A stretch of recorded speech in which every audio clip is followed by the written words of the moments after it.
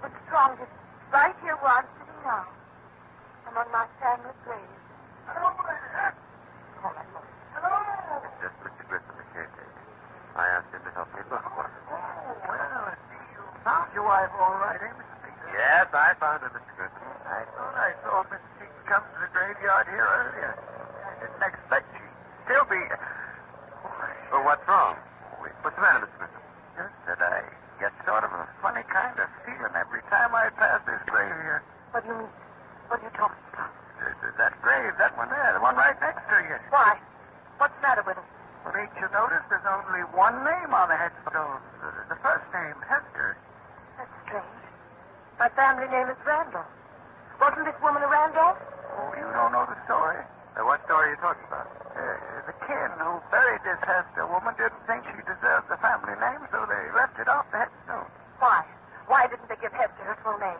Because they didn't want anybody to know who she was, I guess. You see, Hester was burned at the stake for witchcraft. Witchcraft? That's what they say. Mr. Griffin, my wife is an ill woman as it is. Let him go on, Paul. No, but Sarah... What else, Mr. Griffin? Well, that's all, Mrs. Seaton, except that Hester claimed at the stake that they were burning an innocent woman. She could be heard shouting it as the flames lit around her.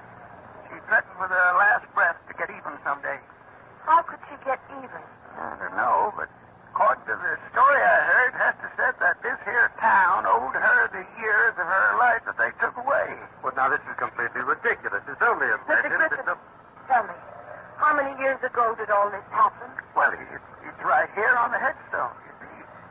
Hester, a lost soul, born October 13th, 1759. Died... Good heavens. What's wrong? Look, Mrs. Seaton. The date of Hester's death. It's worn away.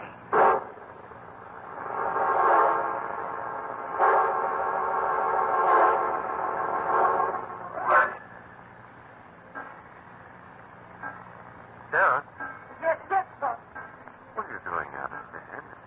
When did you get up? Why, just a minute ago, I can't sleep. She keeps calling me. I hear her voice right here in this room. Just a few minutes ago. What? She was begging me to help her, telling me she never really lived and pleading with me to bring her back to life. Sarah. I thought I saw her. No, Sarah. Believe me. She was dressed in a black dress, and there was a large W on it. That's the witch. And in her hand, she held a flaming torch. I'm going to call the doctor, Doc. Summon the doctor. All right, I'll take her. No, wait. I'll go. Good evening, Mrs. Seaton. Why, Judge Foster? I hope I didn't awaken you folks. I saw a light in the windows. Oh, that's all right, Doc. Come right in. Thank you. Sorry to bother you this time of the night, Mr. Seaton, but I was looking out at my window on the other side of the cemetery, and I thought I saw something or someone prowling around out there, and I wondered if they come over this way. Who was it? Oh, I don't know. Someone carrying a torch. A torch? Go on, Doc. Well, of course, it could be that my eyes were playing tricks on me. They're not so good. But as far as I could make out, it was a woman dressed in black. Oh. You saw this woman, Judge? You're sure? I'm pretty sure I saw her. Of course, it's kind of dark out there, but it looked to me like there was something on the front of her dress. What do you mean? Well, there was the letter W. A big white letter W on it. It was Hester, just as No, Sarah. Hester? Who's Hester? Hester Randolph. That's who you saw. She was in this house, No, it too. must be a trick. You see, someone is trying to frighten you to make you worse. Now, hold on, folks. Hester Randolph was buried over 100 years ago. She's come back to life. Miss Seaton. Judge, my wife is ill. She doesn't realize what she's saying. I know Hester's alive. You didn't believe me, Paul, but Judge Foster saw her, too. Well, I didn't see anybody who's been dead 100 years. What is it, Judge? Don't you smell it? Yes. Something burning. The odor of burning flesh. Look. Out there on the back lawn. Stuck in the earth. A torch. The flaming torch.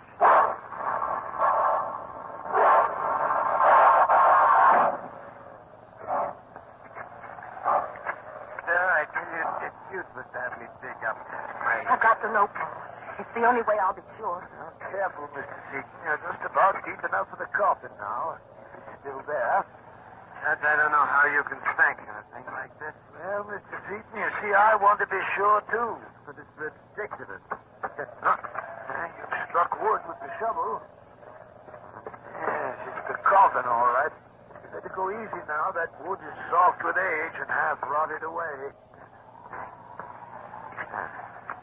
I think we can open it now. Wait, I'll give you a hand with the lid.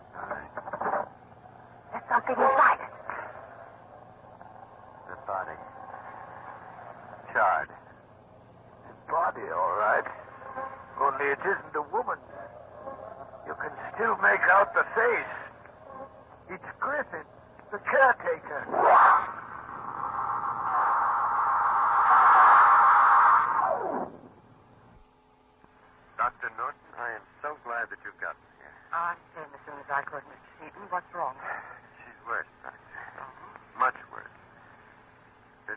Oh, they're hiding like a frightened child. I think the reading made it worse. Reading? What reading? Well, for the past few days, she's been reading books about her family history. Why did you let her have them? Well, because at first they seemed to quiet her. Since grave, she's wanted to know more and more about Hester Randolph. Oh, Sarah. Dr. Norton's here, dear. You've got to warn him, Paul, before it's too late. Warn who, Mrs. Seaton? Judge Foster. He's in danger. Hester will kill him next. What? It's in the records of the court.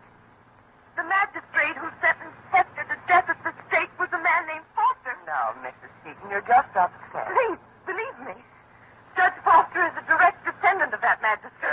Sarah. Hester's dead, dear. The dead can do no harm. She's killed one man already, and now she's going to kill another. She swore she'd get that revenge. On the magistrate and on the man who was her accuser. Seaton, all this took place over 100 years ago. Then what about Mr. Griffin? Well, what do you mean, Sarah?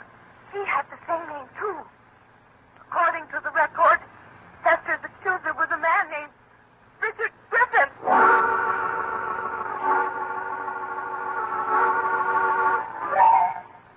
So, Judge Foster, my wife insisted that I come over here and warn you about Hester. Well, thank you, Mr. Seaton, for troubling, but I'm not a bit worried about the similarity of names. Well, I didn't admit it to Sarah, but the coincidence with Griffin was strange. Well, the dead never frighten me, Mr. Seaton. But thank you for coming over. Oh, by the way, can I drive you home? No, thanks. Dr. Norton is waiting for me outside. Good night. Good night, Mr. Seaton.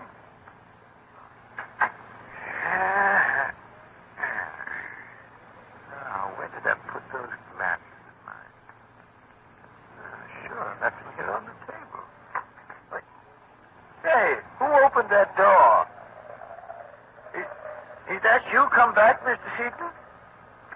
But confound it, whoever it is, answer me. Who's out there? Who is it? What? Who are you? Your confidence has been dimmed by the evil of your acts.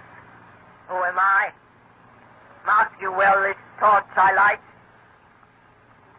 Now mark you also my God. This black garment I wear and upon which you have impressed the wickedness. W. Hester. I, Satan's magistrate, Hester Randolph.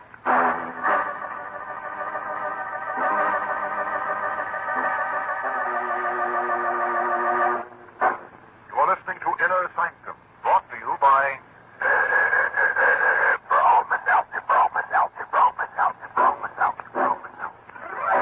More and more people are turning to Bromo Seltzer all the time because it fights headache fast and fights it all three ways.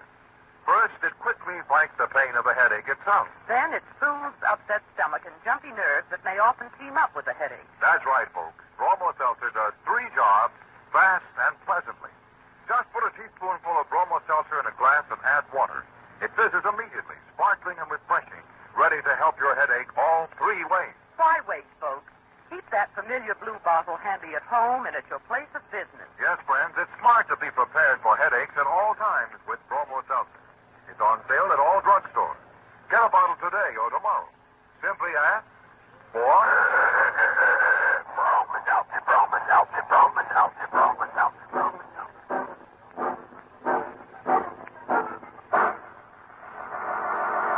That Hester character. You know, that's the way a dame gets when she's burned up. Makes a specter of herself. You know, folks, I kind of feel sorry for old Judge Foster. When Hester showed up, the poor guy didn't know which way to turn. To turn away which way? They should have believed Sarah Seaton. She sure had Hester dead, or rather alive, to ride. Yes, indeed, it's a wise descendant who knows her own forebears. Particularly the grave-minded one. Well, now, let's get back to our flaming fable. See what's cooking for the next stanza.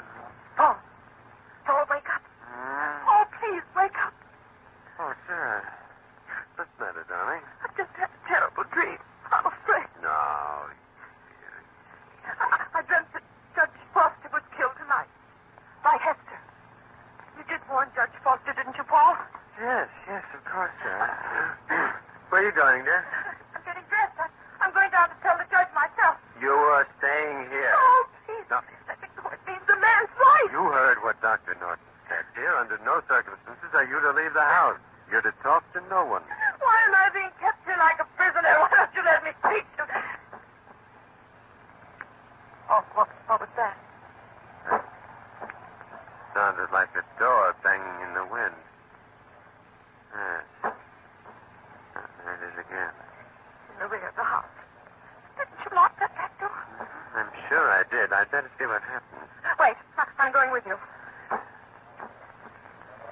I'd better turn on the light here in the kitchen. No, you won't have to. I can see. The door all right. Guess I must have forgotten to spring the lights back. Oh! No. Up there. By the trees at the end of the lawn. I thought I saw a figure. All right, just sit here, dear. I'll be right back. No one out here, sir. It's you? Positive. Probably just a shadow. Oh! There's someone right here! Sarah! Sarah! What happened? Sarah? Where are you? Sarah!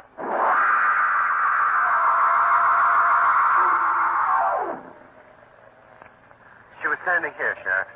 Right here at the back door when I heard her scream. And there wasn't a sign of her when you got back here at the door? Not a sign of her. Well, folks just don't vanish into thin air, Mr. Seaton. She must be around here someplace. I got to find her before it's too late. Too late? What do you mean by that? I don't know, really. I have a feeling that... Oh, now, you're not going to tell me about dead witches returning too, are you? Don't tell me you believe in that stuff. I don't know what to believe. Sheriff, is that you, Sheriff? Yes, who's there? Dr. Norton. You'd better come with me, Sheriff. I just discovered something on the side of the road, about a mile away. Seaton, I think you'd better wait here. What is it, Lincoln? What have you found? I'd rather you'd wait, as I said before, until we're sure. What are you trying to hide from me? Guess you better speak up, Doctor. If it's something that concerns Mr. Seaton, maybe he should know. All right, Sheriff. When I made the turn into the road, my headlights caught it in a ditch. I wasn't sure at first, so I stopped the car and got out. There was a body in the ditch. A charred body.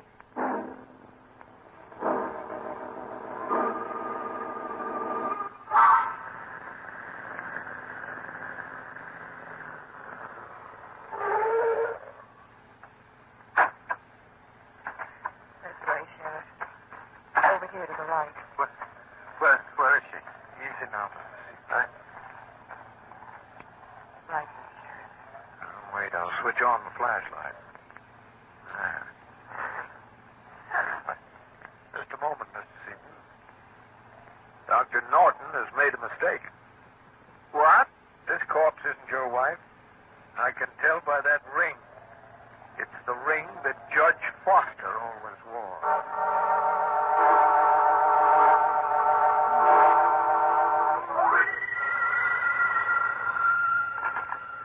Hello? Oh, yes, Sheriff. Any news yet? Well, why can't your men find her? It's been 6 hours already. No, I haven't heard a word. Yes. Please call me as soon as you hear anything, will you? Who's there?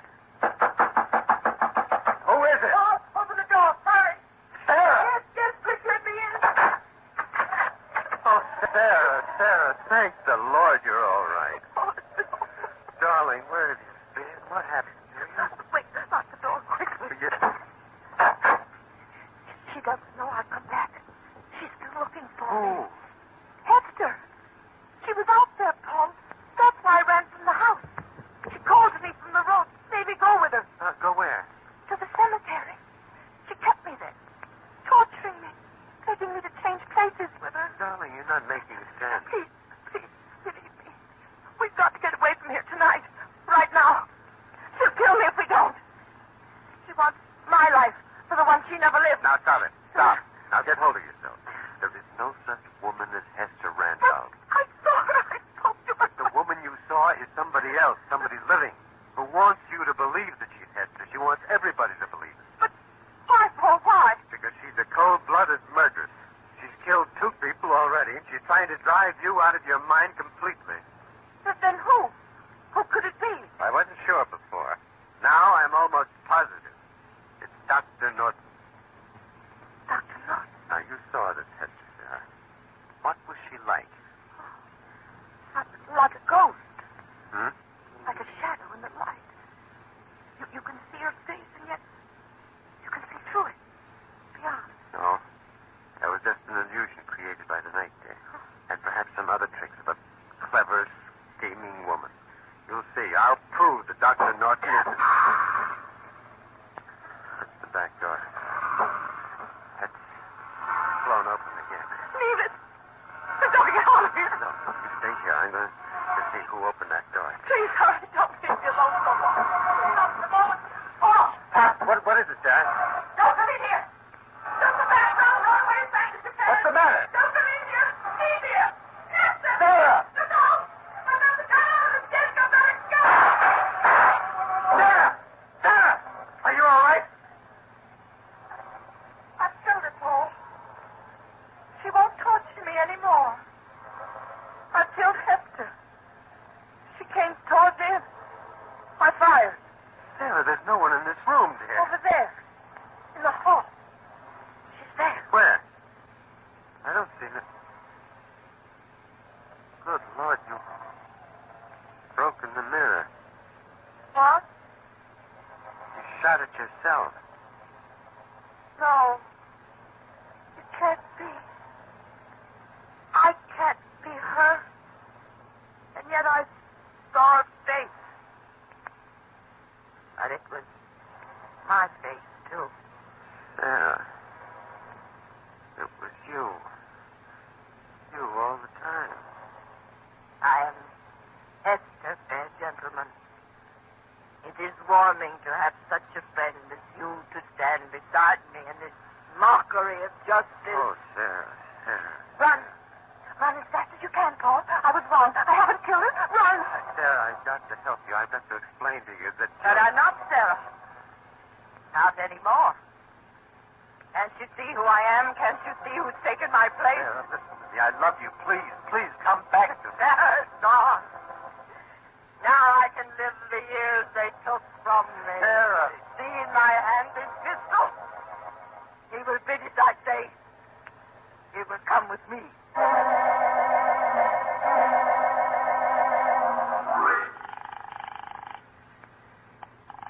Still no answer, Sheriff. No answer, Dr. Norton. I can't understand it. Mr. Seaton was home when I called just 15 minutes ago. I warned you, Sheriff, to have that house closely watched. Well, I can't do 100 things at once. I've got every available deputy out looking for Mrs. Seaton. Don't you realize she may have gone back to their house? Don't you realize that she's the one who might be Hester? Mrs. Seaton? Hester? What the deuce are you talking about? I'm talking about dual personality. Mrs. Seaton is suffering from a nervous breakdown, and it's entirely possible that she's the one who killed Griffin and Judge Foster. Well, you should have told me this before, Doctor. Come on, we're getting right over to the Seaton house.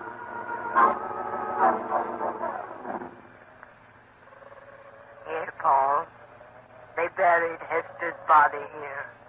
Dishonored and unnamed. But, Paul, you believe in my innocence.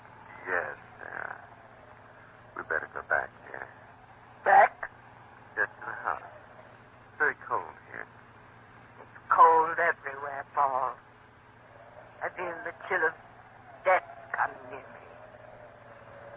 You and I are going back.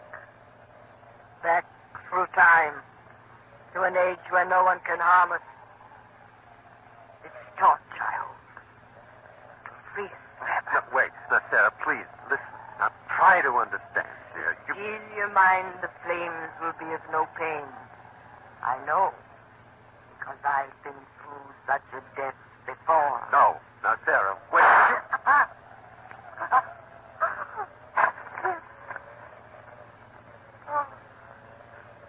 Paul, this is going. Mr. Seaton, Sarah. are you all right? Yes. Looks like we got here just in time. Paul, she's crying from him. Forever. Oh, Sarah. Dead, Mr. Seaton.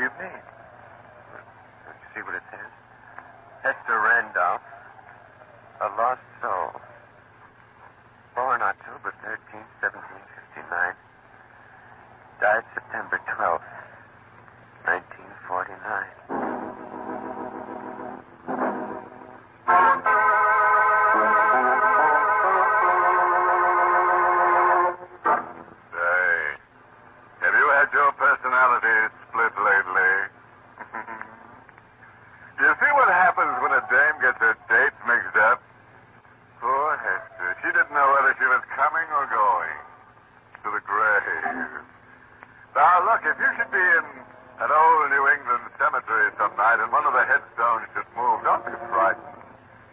It's probably just Hester coming up for a hot date again. Oh, by the way, there's no parting moral attached to tonight's tale. I'll just leave you with your own thoughts. As horrible as I hope they are.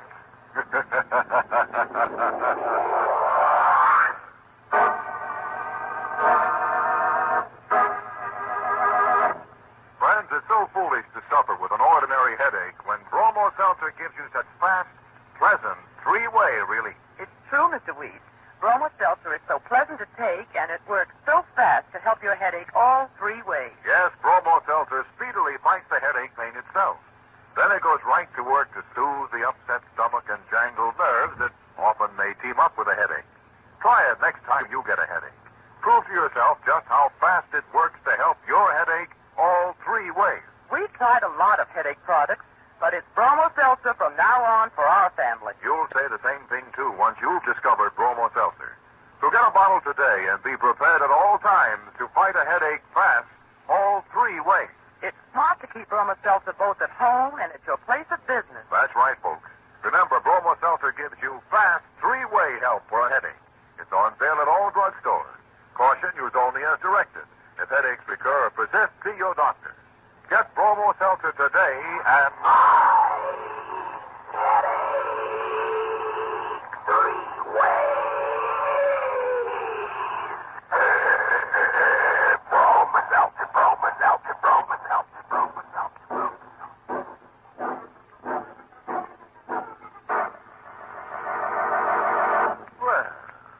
Time to close that squeaking door for another 7-day rest until next week at this time, when Bromo Seltzer brings you another Inner Sanctum mystery, directed by Hyman Brown.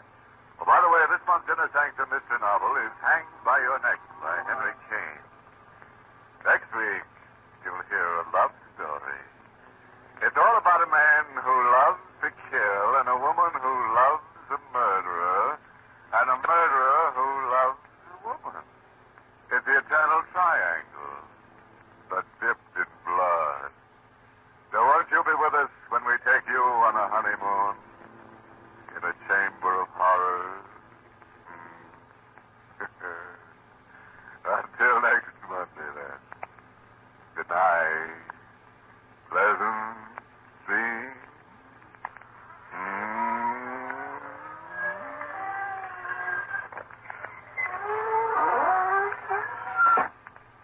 This is Dwight Weist inviting you to tune in again next Monday at the same time to Inner Sanctum, which is brought to you for your entertainment every Monday by... This is CBS, the Columbia Broadcasting System.